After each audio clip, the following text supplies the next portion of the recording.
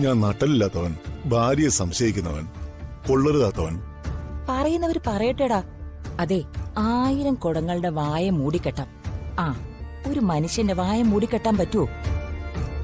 അവളിവിടെ വന്നിരിക്കുന്നോണ്ടാ എനിക്ക് പുറത്തിറങ്ങാൻ വിഷമം. പ്രശ്നം തീർന്നെന്നായിരിക്കും എല്ലാവരും കരുതുന്നത്. എന്തൊരു നാണക്കേടാ.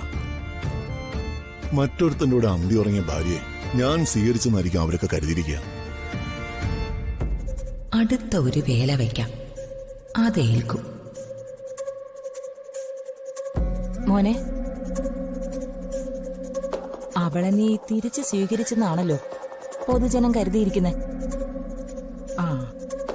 ആ ഒരു നാണക്കേട് മാറ്റാനേ ചേച്ചി ഒരു വഴി പറഞ്ഞുതരാം. ഒരേ ഒരു വഴി അതേ ഉള്ളൂ.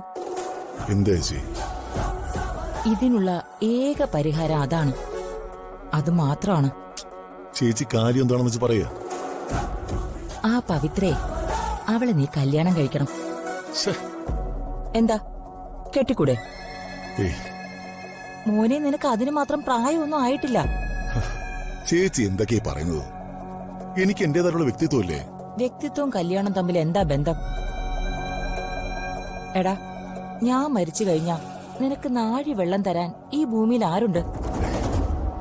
അതൊന്നും ശരിയാവില്ല ചേച്ചി. എന്നാ വേണ്ട. ശരിക്കും നീ അവളെ കല്യാണം കഴിക്കണ്ട. പുറം ലോകത്ത് അറിയിക്കാൻ ഒരു നാടകം എന്ന നിലയ്ക്ക് നീ ആ പവിത്രയൊന്ന് കല്യാണം കഴിക്കണം. എടാ, നാടകം മാത്രം. അതറിയുന്ന ആ നിമിഷം പത്മ ഇവിടുന്ന് സ്ഥലം വിടും. പിന്നെ ഈ പരിസരത്ത് പോലും അവള് വരില്ല. ശരിയാവില്ല ചേച്ചി. നീയൊന്ന് ആലോചിക്കേ.